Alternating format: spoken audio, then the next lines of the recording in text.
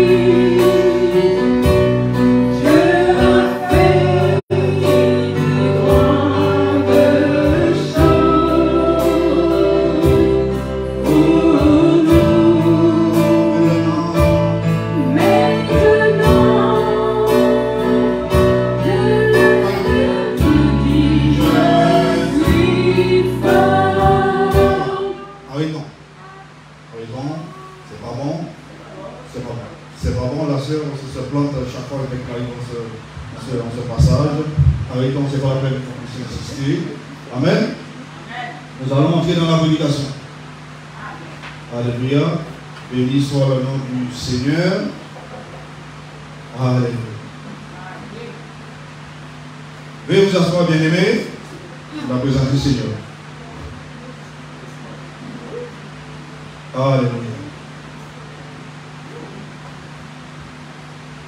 Béni soit le nom tout-puissant du Seigneur. Alléluia.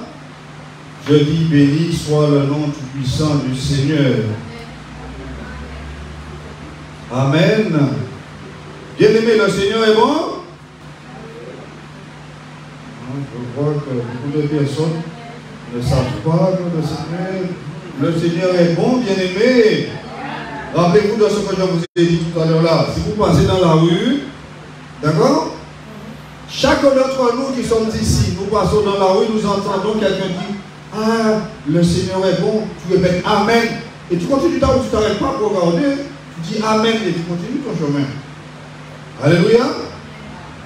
Tu dois le dire. Alléluia. Parce que c'est une vérité. Tu dois le dire. Que le Seigneur est bon. Tu dois, vous savez, la Bible nous dit, il nous dit dans un passage, ne vous conformez pas au siècle présent. Cela veut dire quoi? Il ne faut pas te conformer à tout ce que les hommes eh bien, se conforment. Une femme avec une femme, un homme avec un homme, des enfants ensemble, des personnes qui ne sont pas mariées ensemble, vivant ensemble, des personnes trompant, essayant de tromper les autres, des personnes inégales dans les choses dont ils font, des personnes qui sont... Voilà dans ce point, il te dit de ne pas te conformer avec ce siècle présent. Mais lorsque tu entends dans ce siècle présent une parole qui va glorifier Dieu, qui va te permettre de glorifier Dieu, donc mais toi tu glorifies Dieu. Alléluia. Vous entendez dire que Dieu est bon, vous répétez Amen parce que c'est une vérité pour toi. D'accord? C'est une vérité pour toi. Parce que vous savez, bien aimé, beaucoup de personnes disent que Dieu est bon, comme beaucoup de personnes disent que leur employeur est bon. D'accord? Un employeur qui entretient bien ses ouvriers, il ne leur donne pas simplement le salaire qui est prévu, mais il bénit ses ouvriers. D'accord? Il bénit ses ouvriers, soit en les donnant des présents le jour de leurs anniversaires, soit il les bénit d'une façon, soit avec de l'argent, mais il bénit constamment ses ouvriers, indépendamment de leur salaire. Donc vous entendez, vous allez entendre ces ouvriers, ah oui, ce patron, mon patron, il est bon. Ah oui, mon patron, il est bon. Mon patron, il est bon. Mon patron, il est bon. Vous allez toujours les entendre dire, ah oui, mon patron, il est bon. Ah oui, parce que mon patron, il fait ci, il fait ça. Mon patron, il est bon. Alors, bien aimé, des fois, vous les entendez quand ils sont ensemble dans leur conversation. Il y en a ceux qui trouvent que le patron n'est pas bon, n'est pas assez bon. Malgré que le patron est bon, il y en a ceux, bien aimés, qui ne sont pas satisfaits. Vrai ou faux? Malgré que le patron est bon, bien aimé, vous avez ceux qui ne sont pas satisfaits. Ils ne sont pas satisfaits. Ils vont parler encore même mal du patron en disant X ou en disant Y.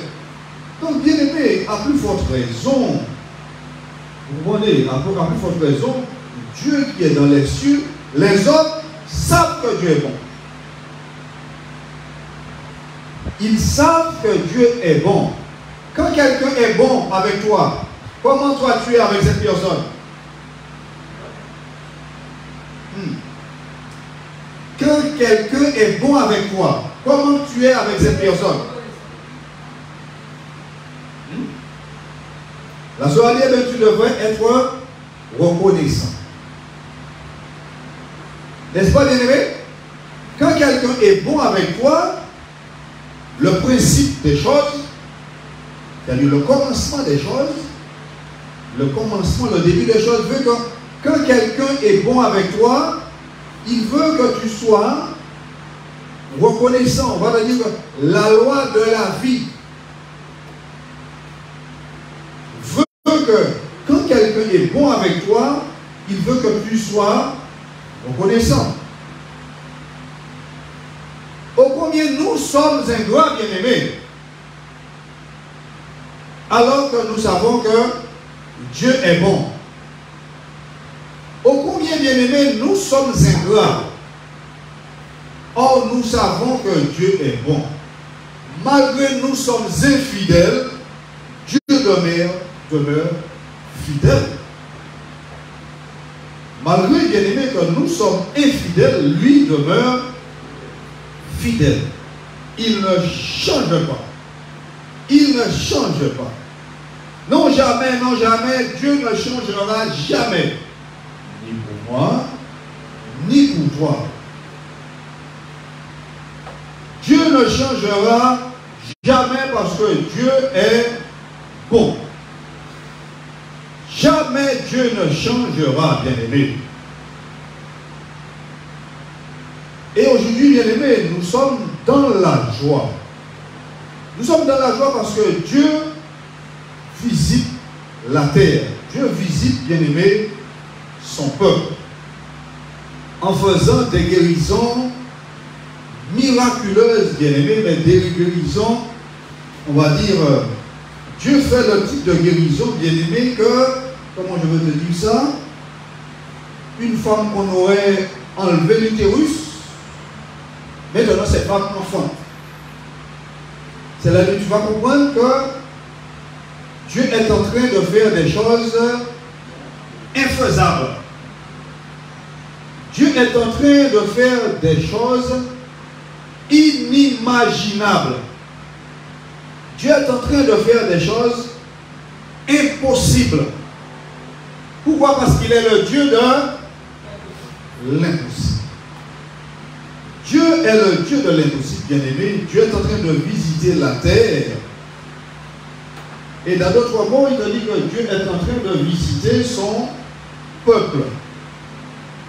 Dieu est en train, bien-aimé, de visiter son peuple.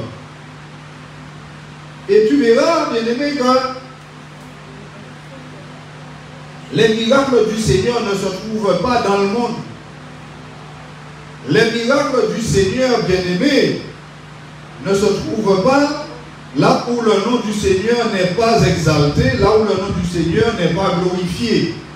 Mais les miracles du Seigneur se trouvent là où son nom a été glorifié. Quelqu'un dit Amen?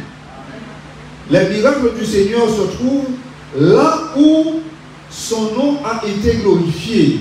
Les miracles du Seigneur se trouvent, bien-aimés, là où se trouve la puissance de la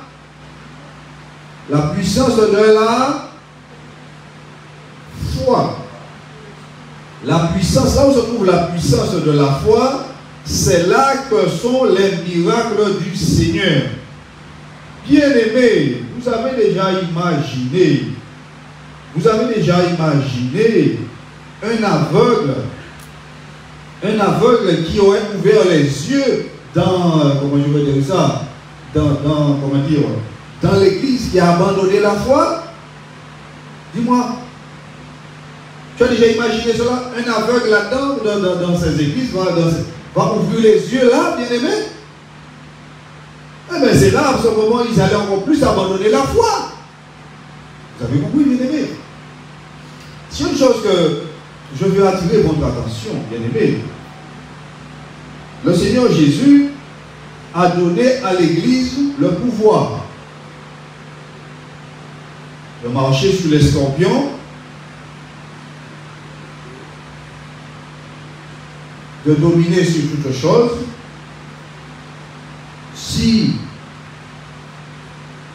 quelqu'un qui t'aide pas te donne un verre d'eau avec un poison dedans, tu bois, rien ne t'arrivera. Le Seigneur Jésus a donné à l'Église ce pouvoir. Si un serpent te pique, te mord, te pique, le serpent ne mord pas, il pique, rien ne t'arrivera. Nous nous rappelons, bien aimés, de cet apôtre du Seigneur, l'apôtre Paul. L'apôtre Paul, bien aimé, après avoir fait naufrage sur une île, voilà, dans ce bateau-là, sur l'île, comme il faisait froid, Donc il alla prendre des brindilles pour faire un feu. Et pendant qu'il met sa main pour le truc là pour faire le feu, il y en avait un serpent là, bien aimé. Et la Bible te révèle que le serpent est resté accroché à son doigt.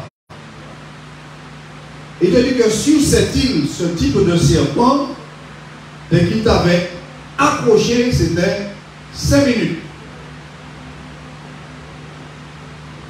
Oh, bien aimé, il a secoué la main, la bête est sortie, et tous les gens qui étaient là, les gens du pays, étaient en train d'attendre qu'il tombe et qu'il meure.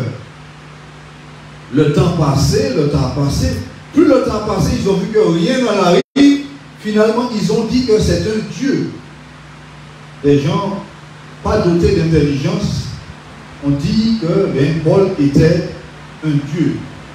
Bien aimé, nous voyons ce Paul que Dieu a doté de la puissance du Saint-Esprit afin de propager l'évangile de la sainteté, de notre mot, afin de propager l'évangile éternel. Et c'est à partir de ce moment-là, bien aimé, nous allons comprendre que là où l'évangile éternel est prêché, normalement, Dieu est au milieu d'eux. Ce n'est pas partout lorsque les gens sont rassemblés, ils disent, ah oui, la Bible dit, là où il y a 2 ou 3 rassemblés en l'honneur de mon nom, je suis au milieu d'eux. Bien aimé, nous savons très clairement que la parole de Dieu n'est pas la vérité dans la bouche de tout le monde. Quelqu'un a compris? Non. Si je suis un menteur, normalement, si dans tout ce que je fais, je mens. Si dans tout ce que je fais, je mens. Et que, par exemple, je prends un texte de la parole de Dieu, comment je vais te dire ça? Je prends un texte de la parole de Dieu, ce texte-là, par exemple, qui te dit, là où il y a 2 ou 3 rassemblés en l'honneur de mon nom, je suis au milieu d'eux. Ce texte-là, bien aimé, s'avère être le mensonge dans la bouche de celui qui ne croit pas Dieu. Vrai ou faux? Personne ne répond parce que personne ne le sait. Bien aimé, encore une fois, je veux te rappeler ce que le Saint-Esprit est en train de faire avec un homme. Il prend l'homme dans la boue du monde, le lave bien propre, le nettoie avec le sang de Jésus. Ce n'est pas avec de l'eau, avec le sang de Jésus. Et maintenant, il va purifier cet homme avec la parole. Cela veut dire, la parole, maintenant, il a été lavé par le sang de Jésus. La parole, maintenant, va le purifier. Purifier son cœur. Pourquoi le Seigneur fera ça? Le Seigneur fera ça parce que maintenant qu'il aura été lavé par le sang de Jésus, voilà, et lorsque je suis en train de te parler, quelqu'un qui a été lavé dans le sang de Jésus, quelqu'un qui serait passé par les eaux du baptême. Faites attention, c'est la parole de Dieu, elle est très précise. Il sera purifié par la parole du Seigneur, cela veut dire qu'il sera enseigné par la parole du Seigneur. Et l'enseignement de la parole du Seigneur a pour but de purifier son cœur des choses, des souillures du monde. La parole du Seigneur va le purifier son cœur des souillures du monde. Il recevra l'enseignement. Cet enseignement entrera dans son cœur. Et à partir de ce moment-là, le Seigneur utilisera cette personne. À partir de ce moment, ce que cette personne dira avec sa bouche sera la vérité.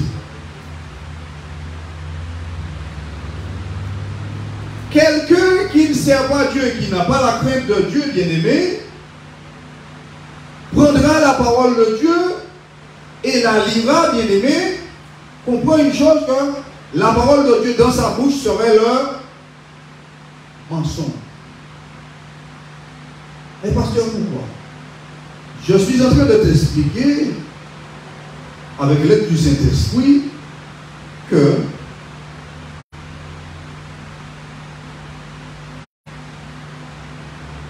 un puits d'eau amer, on ne peut pas puiser de l'eau potable dedans. Quelqu'un est en train de comprendre? Il y a très peu qui comprennent. Un puits d'eau amère, tu ne peux pas puiser de l'eau potable dedans. Quelqu'un a compris? Le même robinet que tu ouvres là pour prendre un verre d'eau pour boire, demain matin, tu ne vas pas l'ouvrir et il va te donner de l'eau amère. Alléluia. Bien-aimé, c'est très clair. Dans certaines religions, la parole du Seigneur est le mensonge. Mais pourquoi, pasteur? Eh bien, remarque que ce n'est pas dans toutes les églises que tu verras les aveugles bien voir.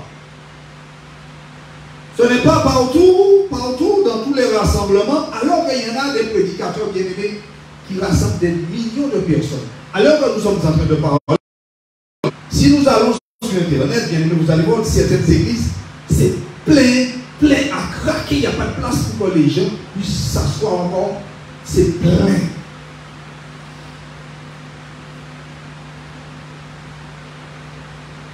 Dans ce genre de, je suis en train de dire, dans ce genre de manifestation, dans ce genre de rassemblement,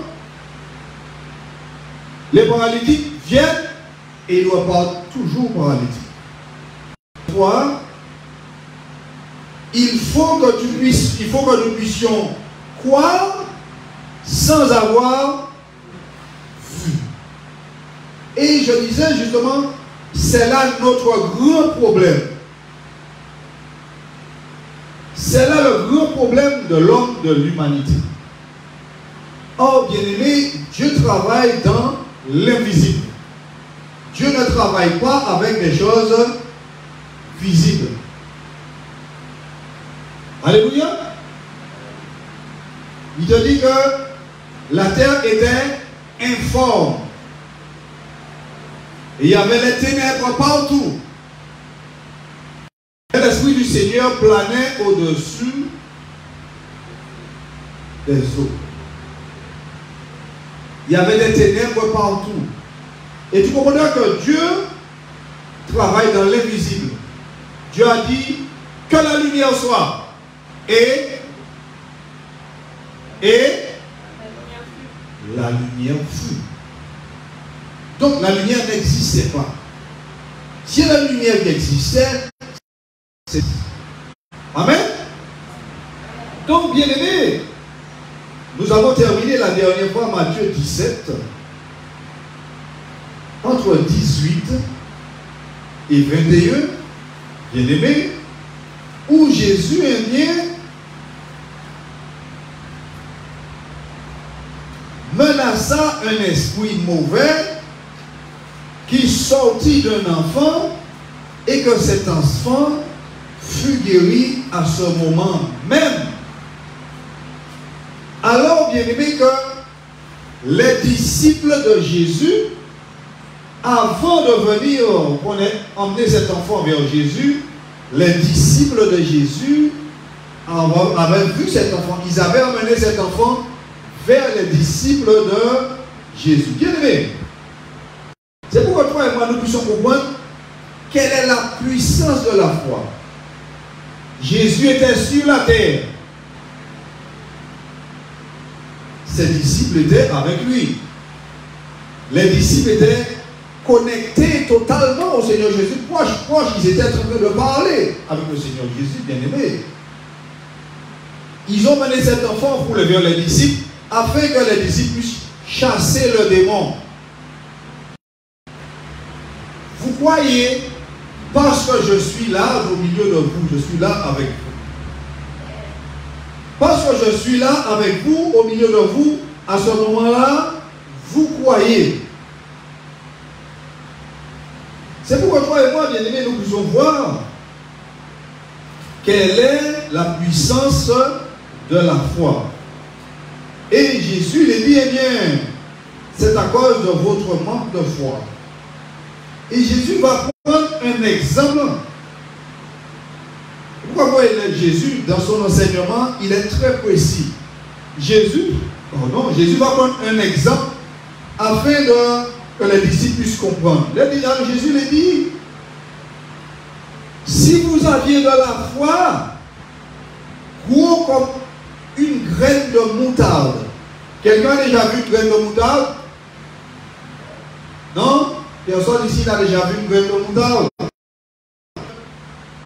Réalisera. Jésus dit, et Jésus va même plus que Jésus dit, si vous avez cette foi-là, rien ne vous sera impossible.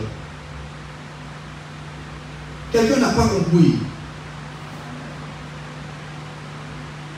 Si toi et moi, nous avons la foi comme un grain de moutarde, il te dit le grain de moutarde, c'est une très petite semence. Un grain de moutarde, c'est tout petit. C'est vraiment petit. Un haricot est plus gros. Une graine de lentilles est plus gros. Il est tout petit. Il dit, si tu as la foi, cette foi comme ça, de cette grosseur, rien ne te serait impossible. Alléluia. Il est en train de dire que si toi et moi nous avons cette foi-là, rien ne nous sera impossible. Nous allons prier pour un malade, il sera guéri. Nous allons prier pour un paralytique, il se mettra debout. Rien, Jésus a bien dit, rien ne vous serait impossible. Rien ne vous serait impossible. Dans d'autres mots, il dit que quelqu'un, pour avoir la foi comme un grain de moutarde, c'est par la prière et le jeûne seulement qu'on peut faire sortir ce genre d'esprit. Quelqu'un a compris? C'est par la prière seulement qu'on peut faire sortir ce genre d'esprit. Donc vous comprenez, bien aimé, ce jeûne dont on nous avait enseigné 6 h du matin, 18 h, ce jeûne n'a pas de poids.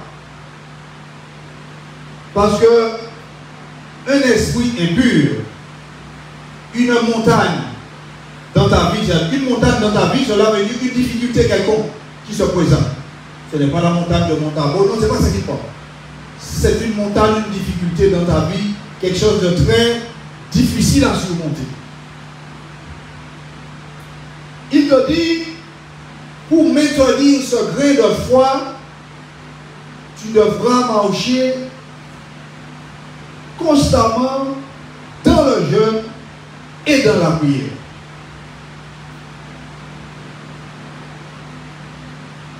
Donc nous comprenons, bien aimé, le pourquoi que ceux qui n'entrent pas dans le véritable jeûne que l'Esprit du Seigneur agrée, il leur sera impossible d'accomplir certaines choses. Il leur sera impossible, dans d'autres mots, ils ne pourront pas finalement entrer dans la foi. Parce que la foi, c'est l'invisible. Amen. Quelqu'un a compris, bien aimé. Quelqu'un a compris.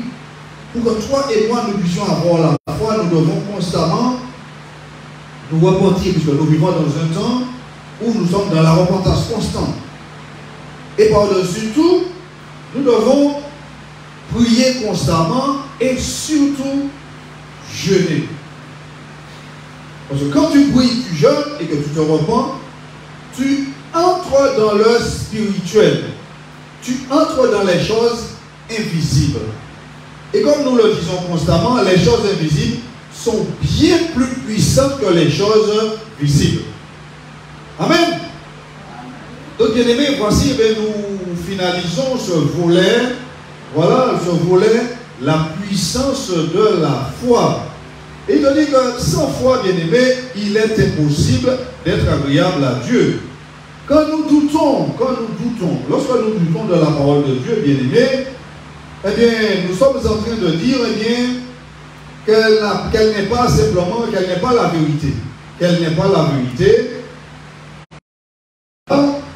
Et tout doute, écoutez, tout doute de la parole de Dieu émane du diable. Nous nous rappelons très clairement ce qui s'est passé dans Genèse, le chapitre 3. Genèse, chapitre 3, où il y en a une question qui est posée à Ève. Et quelqu'un te voit, il te dit, mais le pasteur a-t-il réellement dit qu'il passe récupérer à 15 heures? Dans d'autres mots, moi je te dis que je passe récupérer à 15 heures et que cette personne vient te poser cette question. La personne, eh bien, en te posant cette question, eh bien, est en train de semer dans ton cœur le doute. Il est en train de te poser, il est en train de poser dans ton cœur une pierre appelée la pierre du doute.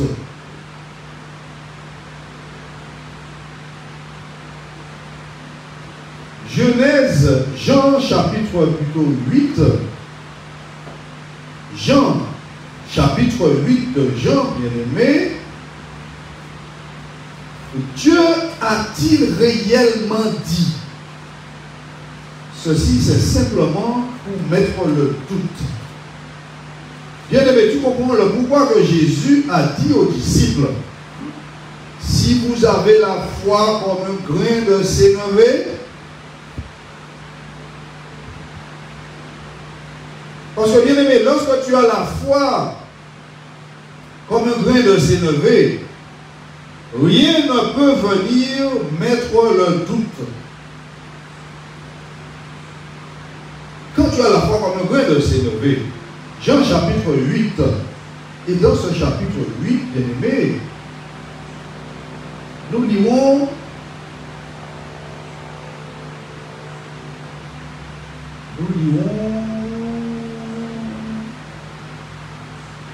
effectivement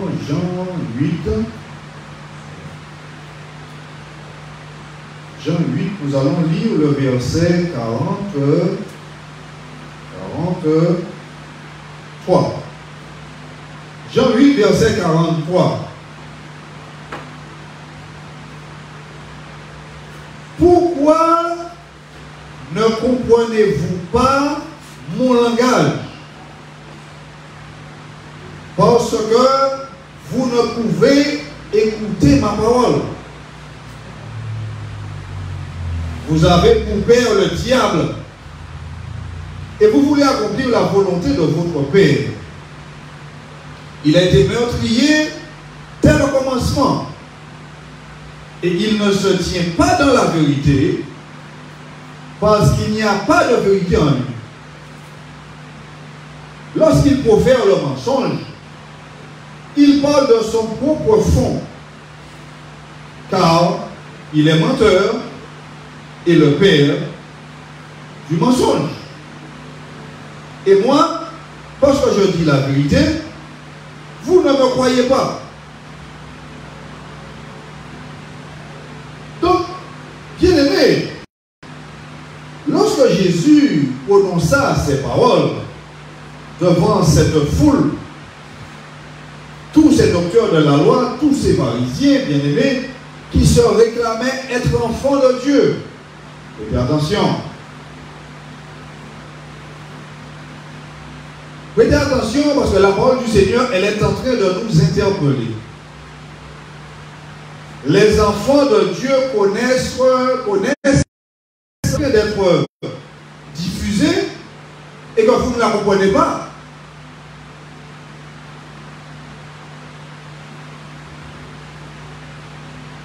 Faites attention. Qui ne comprend pas la parole de Dieu? Je suis en train de poser une question. Qui ne comprend pas la parole de Dieu? Et ceci depuis le commencement.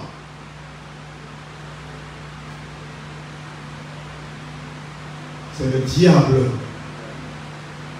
qui ne comprend pas la parole de Dieu. Il a été créé, Dieu l'a mis dans une fonction. Dieu lui a dit, cette fonction sera la tienne. Et finalement, il a tenu cette parole pour un certain temps, mais finalement, il n'a pas compris cette parole. Parce que lorsque Dieu parle, bien-aimé, lorsque Dieu parle,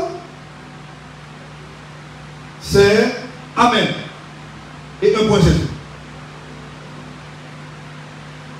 Personne n'a à questionner. Lorsque Dieu parle, tu n'as pas à revoir. Celui qui ne comprend pas ce langage est en grande difficulté sur la face de la terre. Quelqu'un qui ne comprend pas ce langage, bien qu'il est vivant sur la terre, mais il est en train d'avancer tout droit vers l'enfer.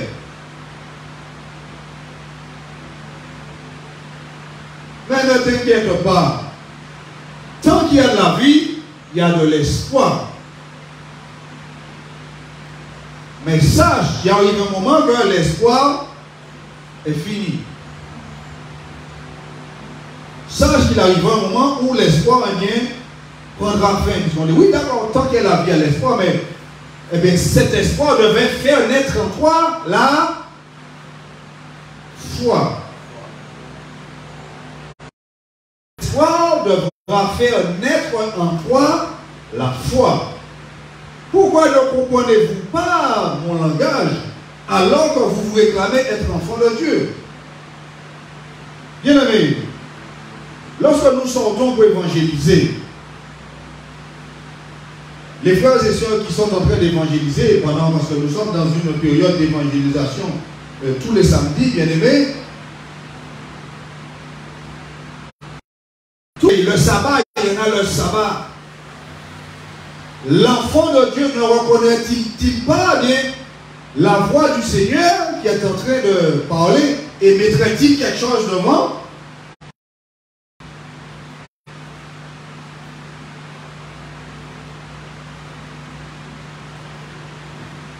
Bien-aimé, l'enfant de Dieu ne reconnaît-il pas la voix de son Dieu? L'enfant de Dieu ne saurait-il pas que son Dieu est sur le point de venir, son Dieu est sur le point de revenir, bien qu'il ne sache, et que chacun devrait faire fructifier cette fonction pour lorsque le maître vient, il dit, maître, voici ce que tu m'as donné, voici, j'ai fait fructifier ce dont tu m'as donné. Alléluia. Alléluia, bien-aimé. Pourquoi ne comprenez-vous pas mon langage? Qui ne peut pas comprendre ce langage? Eh bien, je suis en train de vous dire, bien-aimé, celui qui ne comprend pas ce langage, celui qui ne comprend pas ce langage est en grande difficulté. Nous avons vu la grande difficulté, bien-aimé, qu'avaient tous ces juifs qui venaient vers Jésus. Tous ces juifs, ces chefs, ces scribes, ces pharisiens. Ils se réclamaient être un enfant de Dieu. Or, ils voulaient, bien aimé, eh bien, ils voulaient eh bien, prendre Jésus et le faire taire.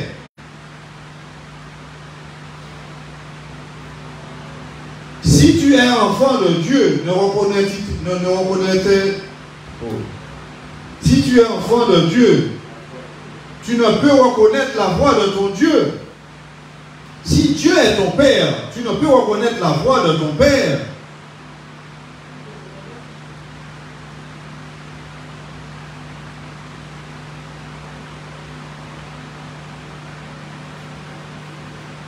Celui qui ne peut pas reconnaître la voix de son Père, eh bien, sa foi a été minée. Sa foi a été minée. Et lorsque ta foi a été minée, cela risque d'exploser à n'importe quel moment. Cela risque d'exploser, bien aimé, à n'importe quel moment. Dans notre mot, il est en train de te dire, lorsque ta foi a été minée, cela peut exploser à n'importe quel moment. Dans notre mot, il est en train de te dire que la mort peut venir t'accueillir et bien t'arracher de la terre à n'importe quel moment. Et finalement, tu te retrouves eh bien en enfer. Et que nous savons que l'enfer existe, que nous l'avons déjà eh bien, fait cette étude eh bien, ici. Et nous savons, bien aimé, cette même stratégie a toujours existé. Il utilise cette même stratégie depuis la fondation du monde afin de mettre bien le doute dans l'homme. Et sachez finalement très clair qu'à partir du moment que nous avons le doute en nous, nous avons perdu la bataille. Lorsque nous avons le doute en nous, bien-aimés, nous avons perdu la 17 à partir du verset 14.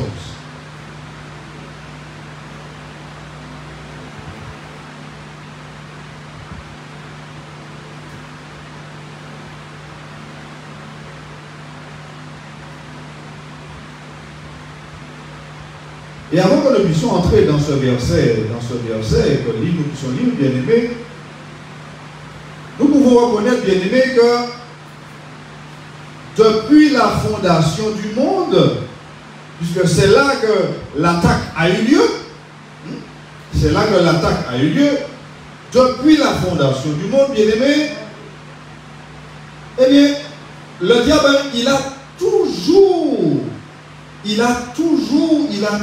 eh bien, assuré alors que l'homme pouvait vivre eh bien, n'importe comment, n'importe quelle façon, eh bien, sur la face de la terre. Non, tu peux vivre n'importe comment sur la face de la terre sans avoir d'obligation à obéir à la sainte parole de Dieu. Il a toujours, bien aimé, il a toujours, je veux dire, il a toujours eh bien, imposé cela à l'homme. Il a toujours imposé ce doute. Il a imposé le doute. C'est pourquoi, bien aimé, que vous voyez que tout le monde vive et ne se préoccupe pas de Dieu. Comme si Dieu nous avait abandonnés sur la face de la terre et ne se préoccupait, aurait donné à la terre son dos et ne se préoccuperait que. Ne se préoccupe pas. Oh, bon, pas mal de mots qui ne veulent pas sortir aujourd'hui. Et que Dieu ne se préoccuperait plus de nous. Donc, il a fait les hommes croire cela. Bien aimé. Et dans Jean chapitre 17, verset 14, écoute ce que Jésus est en train de dire. Ceci est marqué noir sur blanc, c'est pour montrer impossible d'être agréable à Dieu. Alors, bien-aimés, plus de 2000 ans, je n'existais pas, nous n'existions pas. Jésus a parlé à propos de nous. Il a dit, moi je leur ai donné ta parole. Et le monde les a détestés parce qu'ils ne sont pas du monde. Comme moi, je ne suis pas du monde. Et il poursuit au verset 15 pour dire, je ne te demande pas de les enlever du monde, mais de les garder du monde, de les garder du mauvais. Ils ne sont pas du monde, comme moi non plus je ne suis pas du monde. Consacre-les par la vérité. C'est ta parole qui est la vérité. Donc, bien aimé, alors que nous n'existions pas, Jésus ici a parlé de nous. Dans d'autres mots, il a parlé de ce qui concernait, eh bien, ma foi et ta foi. Donc Jésus nous a donné sa parole. Si je veux avoir cette foi pour être agréable à Dieu, écoute, comment un homme fait après avoir été marié à une femme, comment cet homme fait et cette femme fait pour vivre des années sans tromper, sans le tromper? Comment cet homme fait sans tromper sa femme et comment cette femme fait sans tromper son homme, son mari? Comment? Pourquoi arrive-t-il à vivre 50 ans, 40 ans, 30 ans avec la même personne sans le tromper?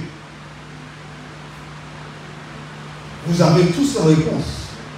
Bien que la réponse ne vienne pas dans votre pensée, mais vous avez tous la réponse.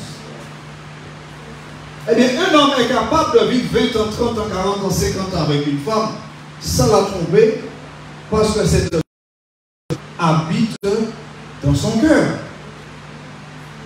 Bien aimé, c'est la même chose. Comment je puisse être agréable à Dieu si je n'ai pas sa parole dans mon cœur? Il n'est pas possible. Vous voyez tous les gens qui vivent là, qui vivent, ils font n'importe quoi, vous comprenez, ils font n'importe quoi avec leur cœur, leur corps, ils percent, ils font ce qu'ils veulent. Pourquoi? Donc il nous a dit qu'il nous a donné sa parole. C'est à toi et à moi qu'il a donné sa parole. Ce n'est pas aux animaux. À nous les humains dont il a doté d'intelligence. Donc nous devons conserver sa parole dans nos cœurs. Si je n'ai pas la parole de Dieu dans mon cœur, je vais me rencontrer avec une jeune fille, par exemple, une jeune fille que je ne connais pas, qui me donne un grand sourire, etc. Un grand sourire, et puis elle dit, oui, je vais discuter avec vous un petit peu. Vous comprenez? Et moi, je vais rester là à l'écouter, comme Ève a fait. Quelqu'un a compris? Mais si j'ai la parole de Dieu dans mon cœur, quelqu'un m'a donné un grand sourire, je refais un signe de la tête, et puis sans plus que là, je contredis mon chemin. Eh bien, monsieur, etc. Quoi, vous avez besoin d'aide? Donc, si vous avez besoin d'aide, vous voyez déjà. Alléluia. Quand la parole de Dieu est dans mon cœur, bien aimé, la parole de Dieu même fera quoi? Barrière. Bouclier. Écoute. On va la vidéo peut-être nous comme ça. La parole du Seigneur fera tout de suite bouclier. Mais si je n'ai pas cette parole dans mon cœur, je suis perdu. Si je n'ai pas la parole de Dieu dans mon cœur, je ne peux pas avoir la foi. Je ne peux pas avoir la foi pour être agréable à Dieu. Sache que la foi, ce n'est pas pour être agréable aux hommes. La foi, c'est ce que j'ai besoin pour être agréable à Dieu. C'est parce que j'ai la foi. Et sache que la parole de Dieu dans ton cœur, c'est elle qui va fortifier ta foi. La parole du Seigneur, c'est un régénérateur de foi. C'est un régénérateur de cellules. Ceux qui ont des cellules malades. La parole de Dieu en toi, la parole de Dieu en toi, c'est un régénérateur de cellules. Mais si en toi il n'y a que les choses du monde,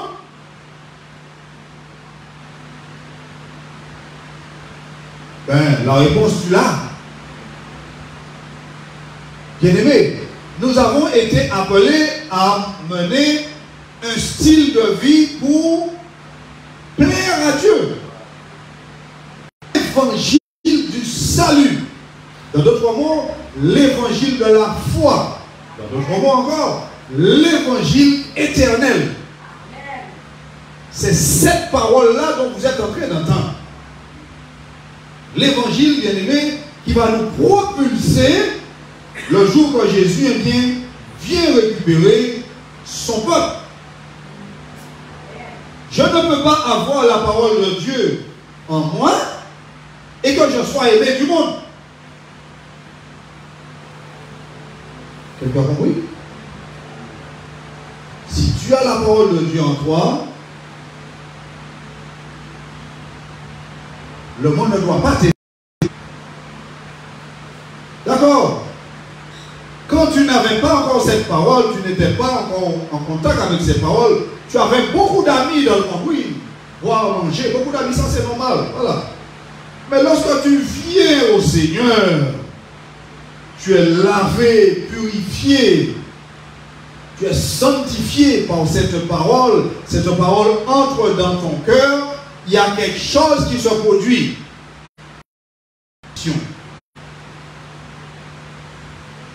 La parole de Dieu dans mon cœur va permettre, bien-aimé, cette séparation. Pourquoi tu puisses comprendre quelle est la puissance de la foi, que sans elle, il est impossible d'être agréable à Dieu. J'aurai des enfants qui ne veulent pas savoir de Dieu, il y en aura une séparation. Quelqu'un, oui? Oui, il y en a une séparation. Cela ne veut pas dire que je suis ennemi avec... Non, ce n'est pas ça qu'il est en train de te dire. Non, je ne suis pas ennemi avec mes enfants du tout. Je ne suis pas ennemi avec mes parents, non. Mais il y en aura une séparation. Alléluia. Et cette séparation, comment elle sera? Je ne vais pas te dire qu'elle sera à 10%, à 20%. Cette séparation, elle sera le degré, le niveau de foi que toi tu en as. Pour être agréable à Dieu. Alléluia. Est-ce que quelqu'un a compris ça? Je vois que ce n'est pas évident. Mais bien aimé, comprends que, effectivement, Dieu garde ce qui lui appartient. Tu vas comprendre le pourquoi il te dit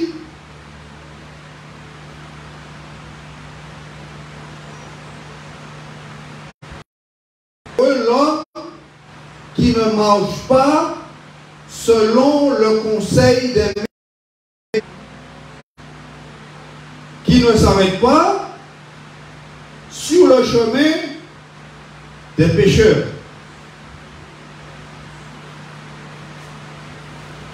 Voyez-vous ce que Ève a fait? Elle s'est arrêtée sur le chemin du pécheur. Et là, elle a reçu le discours pour mettre le doute dans son cœur. Il te dit, quelqu'un comprend? Je sais que les cœurs sont un petit peu mitigés, les cœurs sont un petit peu séparés. Ah ben pasteur, ce sont les 80 ans. On a 80 ans une fois. Tu choisis. Ou tu veux être agréable à Dieu, ou tu veux être agréable à ta famille.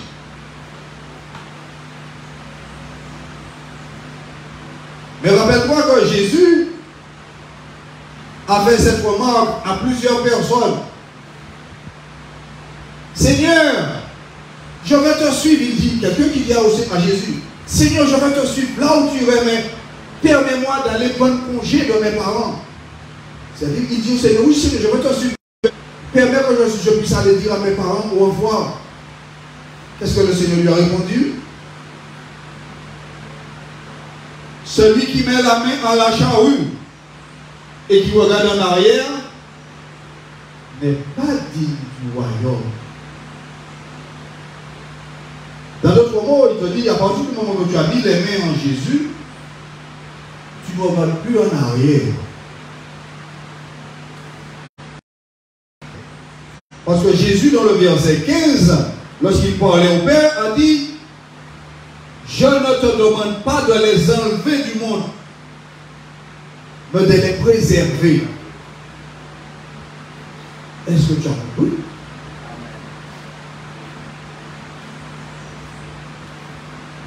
Parce que nous sommes dans le monde.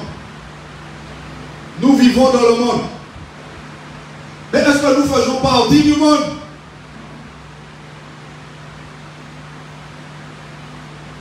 Non. Nous sommes dans le monde. Nous vivons dans le monde. Nous travaillons dans le monde. Nous payons nos l'électricité, etc. Mais nous ne sommes pas, bien-aimés, connectés dans les choses du monde. Nous ne participons pas à la vie mondaine, bien-aimés, aux choses mondaines, bien-aimés. Nous avons, effectivement, une vie de mise à part. Et toi et moi, constamment, journalièrement, pendant que nous sommes dans nos trains-trains que nous faisons, dans notre travail, nous devons nous garder cela, bien-aimés, dans nos pensées. C'est pour cela qu'il te dit que toi et moi, nous devons avoir la parole de Dieu dans nos cœurs. Parce que lorsque tu as la parole de Dieu dans ton cœur, elle remonte. Il ne demande pas au Père de nous enlever dans le monde, mais de nous préserver du monde. Et il poursuit au verset 16, il dit que nous ne sommes pas du monde. Ils ne sont pas du monde comme je ne suis pas du monde. Vous avez compris, bien-aimé? Jésus n'est pas dans le monde. C'est quand tu vas dans le monde, tu vas partout, tu ne vas pas trouver Jésus. Non, tu ne vas pas trouver Jésus. Jésus n'est pas dans le monde. Donc si Jésus n'est pas dans le monde, nous ne devons pas être dans le monde. Être dans le monde, c'est cela. Participer aux choses du monde. Pas que je respecte la tradition. Ah, c'est pas que. Non, pas que, non. C'est pas que. Et voilà, voilà. Et après qu'est-ce qu'on dit? Les jours gras. Oui, on doit respecter les jours gras, etc. Bien aimé, eh bien, participe aux choses du monde. Participe aux choses du monde, bien aimé. Et nous rendons grâce au Seigneur, bien aimé, de ce que le Seigneur a attiré notre attention, bien aimé, afin que nous puissions bien porter cet enseignement en ce qui concerne, bien aimé, eh bien, la foi. Parce que malheureusement, beaucoup de personnes, eh bien, se sont trompées. Beaucoup de personnes se sont trompées. Ouh là là, bien aimé, c'est terrible. Comment veux-tu que Dieu va lever un paralytique dans une église pareille, un endroit pareil? Y a-t-il la foi là-dedans? Ou les choses du monde? Le monde est entré et s'est installé. Et il est assis là. La puissance de l'évangile du salut, bien-aimé. Le monde vient, mais à cause de le lait aura une autre couleur et aussi un autre. Bon, vous avez compris? Vous avez compris, bien-aimé? Alléluia. Alléluia. Le lait change de couleur. Le lait change de couleur et aussi change de goût. Donc de ce fait, il est impossible d'être bien agréable à Dieu. De ce fait, bien aimé, cela est impossible d'offrir quelqu'un cela pour du lait. Ce n'est plus du lait. Quelqu'un a compris? Ce n'est plus du lait.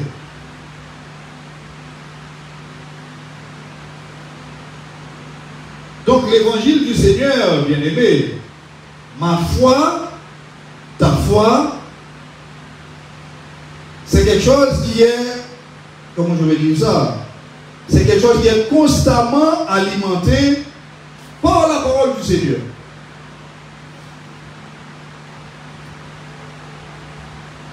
Et nous savons très clairement, bien-aimés, la volonté du Seigneur, c'est que toi et moi, nous puissions bien nous éloigner du système pervers du monde.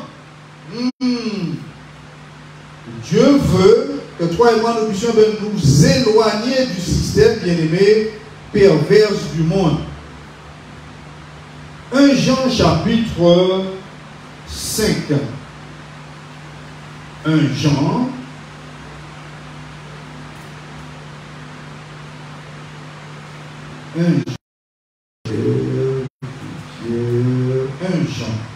chapitre 5. 1 Jean chapitre 5. Et dans le chapitre 5, nous irons lire à partir du verset 4. Et ainsi il te dit, parce que tout ce qui est né de Dieu est passé par les eaux du baptême. Quelqu'un a compris? Et lorsqu'il parle des eaux du baptême, nous ne pouvons pas ne pas nous rappeler de ce verset inscrit dans la parole de Dieu, dans le livre d'Éphésiens, où est-ce qu'il nous dit, il y en a un seul baptême, et il est en train de me pour me dire, fais attention, parce qu'il y en a un seul baptême, sur tout l'univers, dans tout l'univers, sur toute la planète, il y en a un seul baptême. Il n'y en a pas deux. Il y en a un seul qui est le véritable. Quelqu'un, oui. Et mon baptême, pour pouvoir avoir de... Donc, l'évangile est en train de m'interpeller, l'évangile éternel est en train de nous interpeller et de nous faire comprendre. Il y a des millions de personnes qui sont baptisées, mais dans des millions d'églises qui existent. Et pourtant, c'est de là qu'il est en train de m'interpeller. Mais tu vois, mais effectivement, je vois tous ces millions de personnes, mais ils n'ont pas changé de vie. Ils ont été baptisés et les femmes continuent de s'habiller bien serrées pour montrer leur corps. Elles ont toujours des cheveux, comment dire, des faux cheveux, des faux ongles. Elles ont toujours gardé leurs grandes anneaux. Elles se frottent toujours les lèvres. Vous comprenez? Vous avez compris, bien-aimé? Donc, il est en train de me dire que toutes ces personnes n'ont pas reçu le baptême dont il est en train de parler ici. Il y en a un. Il n'y en a pas deux. Parce que ce qui est né de Dieu triomphe du monde. Parce que lorsque tu passes par ce baptême, c'est le baptême de la foi. Faites attention, c'est le baptême de la foi, bien-aimé. Lorsque tu passes par ce baptême, à partir de ce moment-là, bien-aimé, que tu vas entrer dans le monde. Puisqu'il te dit que et la victoire qui a vaincu le monde, c'est notre foi. La victoire qui a vaincu le monde, bien-aimé, c'est ta foi, c'est ma foi. Donc, vois-tu, bien-aimé, Comment il nous emmène dans les choses spirituelles. Il nous emmène, bien aimés, dans les choses, il nous fait entrer dans les choses invisibles. Vous comprenez? Et les choses invisibles, c'est quoi les choses invisibles? C'est, là encore, ma foi. C'est la foi. La foi, bien aimé, la foi que je dois posséder, que nous devons posséder, bien aimé, pour être finalement, eh bien, agréable à Dieu. Je te répète encore ce verset, 1 Jean chapitre 5, verset 4. Parce que ce qui est né, tout ce qui est né de Dieu est vainqueur du monde. J'ai bien sur le baptême dont parle l'Éphésiens. Tu ne peux être vainqueur du monde. C'est pas possible. Nos yeux, nous les voyons. Ah oui, moi je suis un chrétien. Ah oui, moi je suis enfant de Dieu. Et lorsque tu observes sans rien dire, tu vois qu'il y en a erreur. C'est comme des fois, il y en a ceux qui passent par ici, ils disent, oui, monsieur, je suis, il dit, oui, je veux, ils passent par ici, et puis ils sont en train de chercher telle adresse. Le mal qui a été fait, tout ce qui est né de Dieu est vainqueur du monde. Si tu es né de Dieu, tu es un vainqueur. Si tu es né de Dieu, tu es un vainqueur. Je suis en train de répéter ça bien fort afin que tout le monde puisse répéter, comprendre cela. Si tu es né de Dieu, tu es un vainqueur. Rien ne doit te faire peur. Tu as bien entendu? Tout peut trembler, la mer se déchaîner. Si tu es né de Dieu, tu es un vainqueur.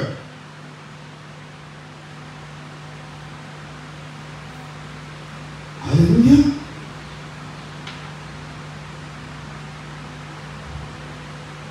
Si tu es né de Dieu, je suis en train de répéter que tu es un vainqueur. Sans la foi, il est impossible d'être agréable à Dieu. Ça, tout le monde l'a compris.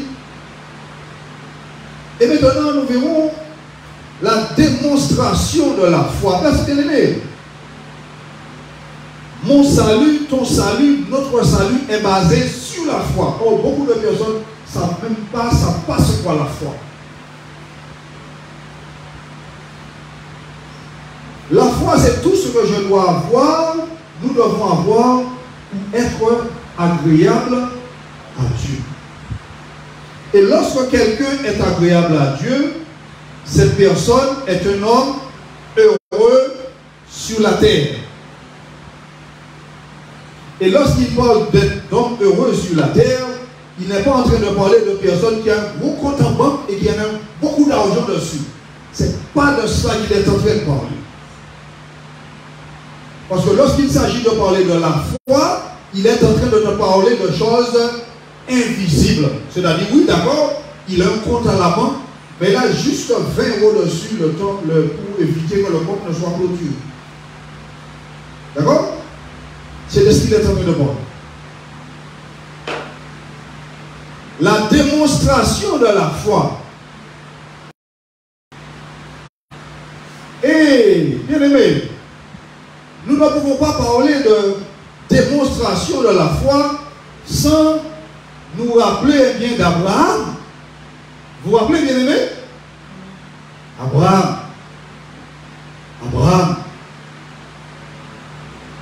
Donne-moi ton fils, celui que tu aimes. La démonstration qui a bouleversé, bien-aimé, tout l'univers. Restez-y ici. Attendez-nous. Moi et l'enfant, nous allons monter, nous allons monter, offrir notre sacrifice à Dieu et nous reviendrons vers vous.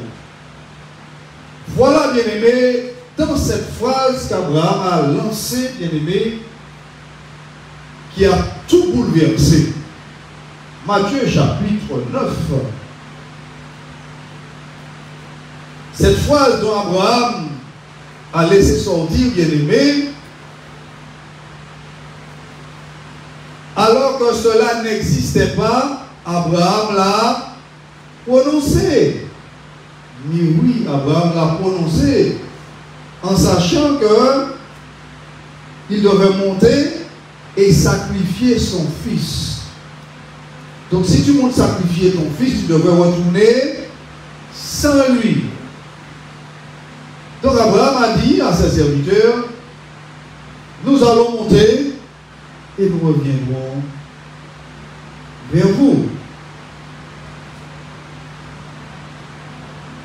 Et ici dans le livre de Matthieu chapitre 9, nous avons une autre démonstration de la foi très puissante et toucha la frange de son vêtement.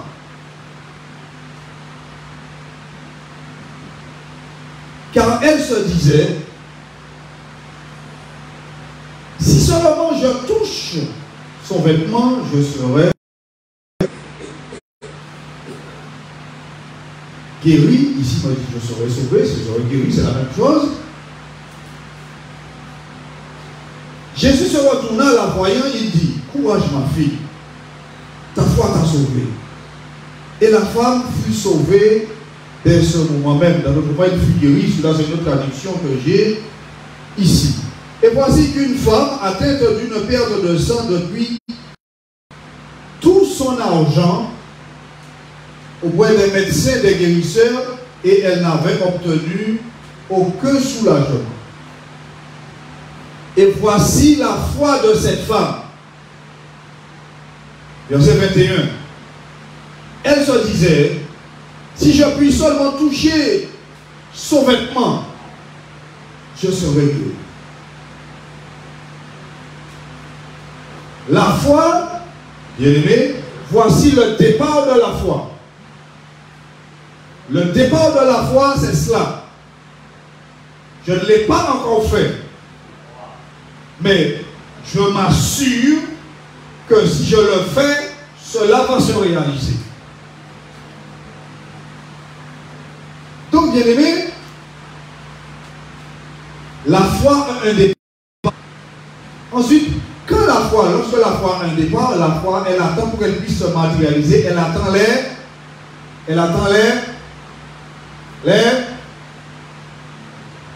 œuvres.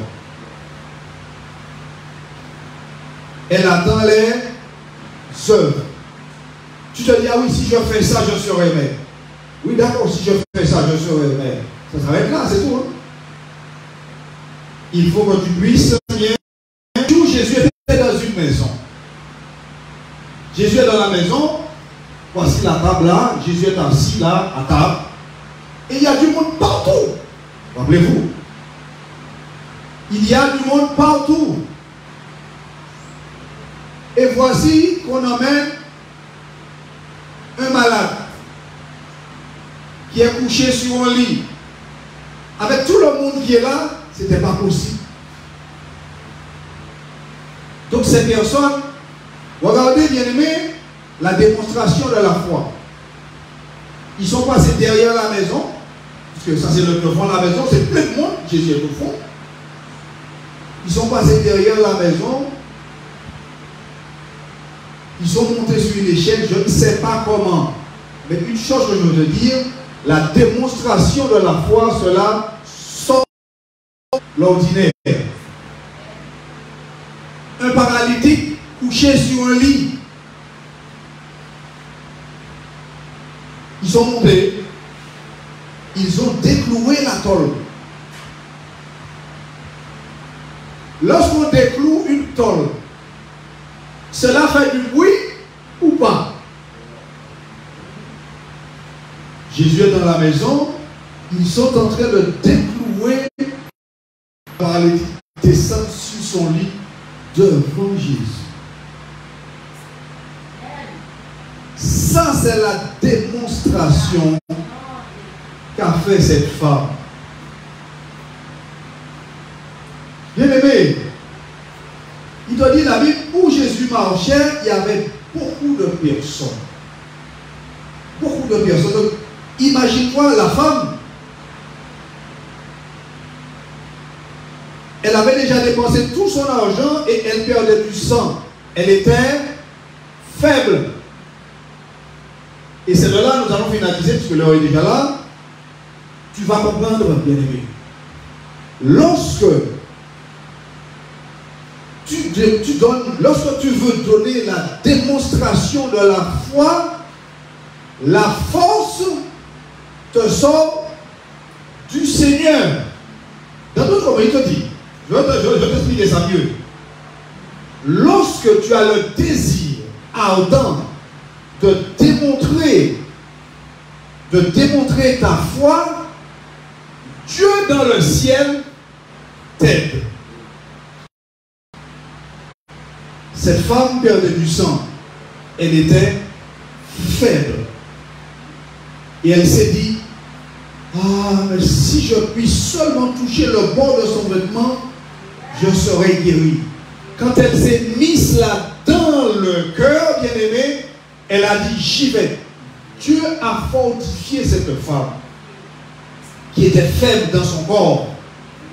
Et Dieu l'a permis de lutter avec nous arrêter ici la démonstration de la foi. Nous allons poursuivre encore là-dedans, puisque nous sommes dans ce volet de la foi, bien aimé. Et quelle foi, comment être agréable à Dieu, c'est quoi la foi? Parce que beaucoup de monde disent, ah oui, mais moi j'ai la foi, beaucoup me disent j'ai la foi. Mais effectivement, il te dit, eh bien, il y en a une seule foi. Est-ce que c'est celle-là que tu possèdes? Bien aimé, nous allons remercier le Seigneur pour sa parole. Nous allons nous voir cet instant et remercions le Seigneur. Éternel, mon Dieu, mon roi, nous te bénissons, nous te rendons grâce, honneur, louange et gloire. Seigneur, nous te disons, Seigneur, merci, Seigneur, pour ta présence au milieu de nous. Merci, Père éternel, pour ta parole, Seigneur. Ta parole, Seigneur, qui a été, Seigneur, largement, Seigneur, diffusée, Seigneur, propagée. Seigneur, nous te rendons grâce. Nous te disons merci, éternel, mon Dieu, pour tous ceux, Seigneur, qui ont été connectés, tous ceux, Seigneur, qui ont été touchés, ceux qui ont entendu ton message, Seigneur. Fais par ton Esprit Saint, Seigneur, tu continues, Seigneur, de parler, Seigneur, dans les cœurs, éternel, mon Dieu, que tu puisses aider tout chacun, Seigneur, à se décider pour toi, pour la gloire de ton saint nom, Seigneur, avant que finalement la porte de la grâce ne soit fermée. Nous te disons merci, Seigneur, mon Dieu, mon roi, pour cette merveilleuse opportunité dont tu nous as donné tout chacun. Et nous te prions.